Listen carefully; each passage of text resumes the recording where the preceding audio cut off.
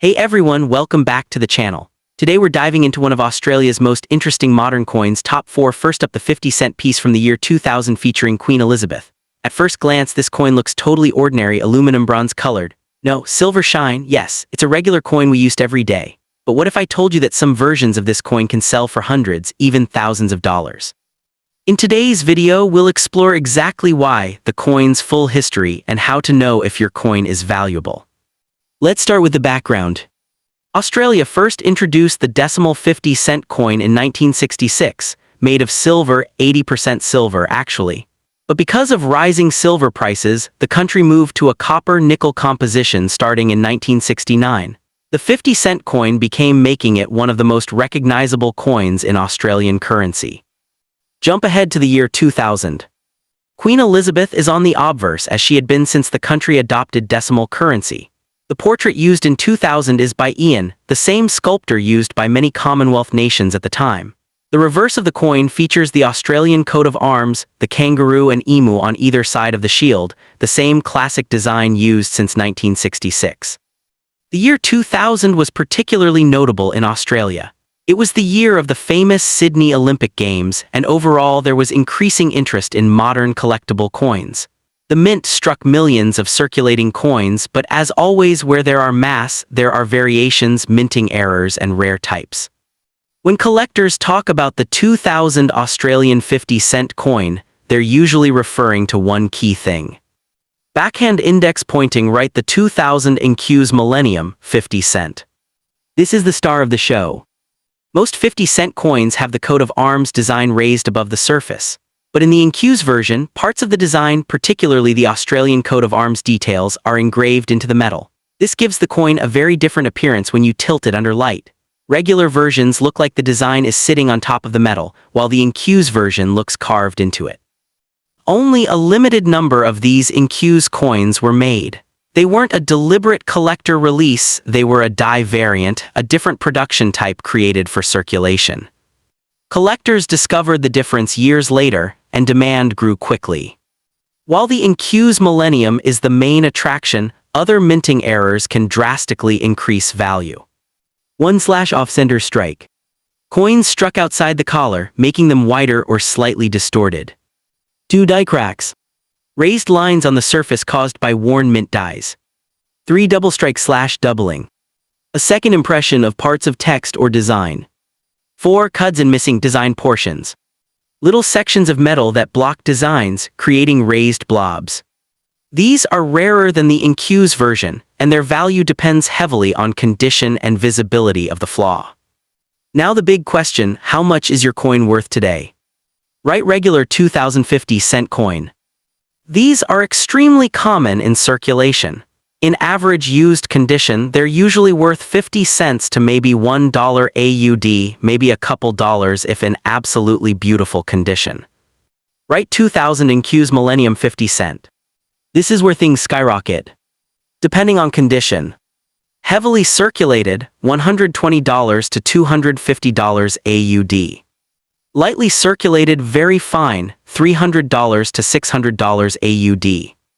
Uncirculated, high grade, $700 to $1,500 AUD or even more.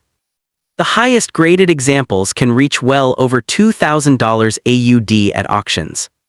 Write major error coins. If you have an off-center strike, broad strike, or clear die crack, the price can vary widely. Small errors might fetch $50 to $200, while dramatic errors can reach into the thousands depending on severity and demand. Here's how to quickly tell if you're sitting on the valuable one. 1. Look closely at the coat of arms. If the details, especially the inner shield, appear recessed into the coin instead of raised, you might have the NQ's version. 2. Use light. Tilt the coin under a lamp. In the normal version, light highlights raised edges. In the NQ's version, the design shadows sink inward, like carved stone. 3. Compare to another 50-cent coin. A side-by-side comparison is the easiest way to see the difference. 4. Condition matters. Scratches, dents, and wear reduce value, but rarity can still override condition. If you think you truly found an NQ's 50 cent or a rare error, get it authenticated. Australian auctions, coin dealers, or certified grading companies can verify. Value in coin collecting comes from the same three pillars. Rarity, few are minted and fewer survive. Demand, collectors actively seek them. Condition, the cleaner the better.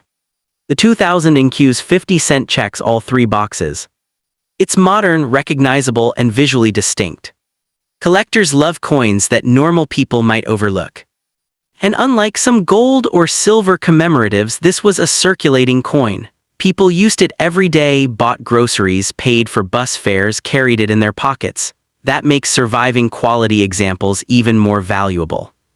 So that tiny 50-cent coin you've been ignoring in your change, it might be the kind of collectible people pay hundreds of dollars for. The Australian 50-cent Elizabeth II coin from the year 2000 is a perfect example of how everyday money can turn into treasure. Next up, Australia's currency has a long and fascinating history, and tucked away in pockets, purses, and coin jars around the country are hidden treasures. Today we explore one coin that many people have held in their hands without realizing its story. The 2001 Australian 50-cent coin featuring Queen Elizabeth II. Some versions of this coin are still worth only face value, but others can sell for hundreds of dollars, depending on their rarity, condition, and special features. So why is this coin so special? Let's dive into its history, design, and the surprising value it can have in today's market. Globe showing Asia-Australia Segment 1, a brief history of Australia's 50-cent coin. Narrator. Australia introduced the decimal currency system on February 14, 1966. Until then, the country used a British-style monetary system with pounds, shillings, and pence.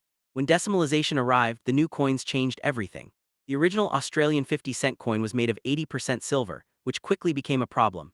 Silver prices rose so high that the value of the metal inside the coin was worth more than the coin itself. People began melting them down or hoarding them.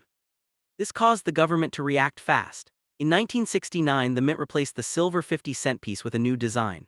The shape stayed unique, a dodecagon or 12-sided coin, but the metal composition changed to cupronickel, a blend of copper and nickel. This version has stayed in circulation ever since, which is why most people recognize the 12-sided 50-cent piece we use today.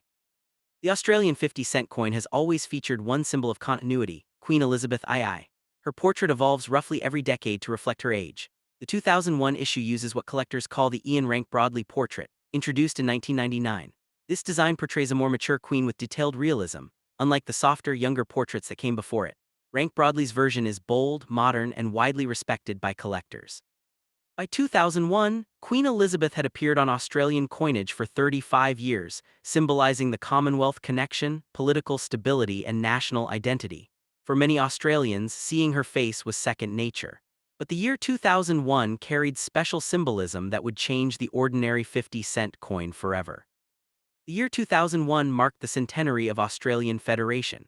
In 1901, Australia's 6 colonies officially united to form the Commonwealth of Australia. To celebrate the nation's 100-year milestone, the Royal Australian Mint issued a special coin series. This was not just one design but multiple designs, each representing an Australian state or territory. The coins featured unique artistic depictions, flora, fauna, emblems, or cultural icons connected to each region. These coins were widely released into circulation, meaning ordinary people could find them in change, collectible art in everyday pockets. The 2001 Federation Series made the 50 cent the star of the celebration. It turned common currency into miniature commemorative medals. Today, complete sets are highly desirable for collectors, especially when preserved in mint condition. Let's talk value. Most 2001 50-cent coins you find in regular circulation are still only worth 50 cents. They've been handled, scratched, dropped, rubbed, and circulated for over 2 decades. Thousands exist. But the story changes when we consider rarity and condition. There are multiple categories. 1. General circulation coins. These are the coins people received in change during 2001. Millions were produced. Their value, usually 50 cents to $2 AUD if extremely clean. 2. Uncirculated coins. These coins have never been used. They often came from mint rolls, collector packs, or sealed sets. Value range, $5 to $20 AUD, depending on condition. 3. Proof coins. Proof coins are special. They are struck with polished dies and blanks to produce mirror-like detail. usually issued only for collectors, not circulation. Value range, $25 to $150 AUD or more, depending on specific state design and packaging. 4 error coins. This is where things get exciting. Error coins are minting mistakes, off-center strikes, misaligned edges, double dies, wrong planchets. These are rare and unpredictable, meaning collectors will pay big money. Some verified error examples have sold for $200 500 AUD, and certain extreme errors can reach even higher depending on market interest. When examining your coin, look for condition: mint state, shiny, no scratches, no wear. Strike quality, sharp details on both sides. Proof or uncirculated, often from mint sets. Error characteristics, any unusual minting defects. Specific state or territory design, some regions are more desirable because fewer were minted or collectors find the artwork more appealing.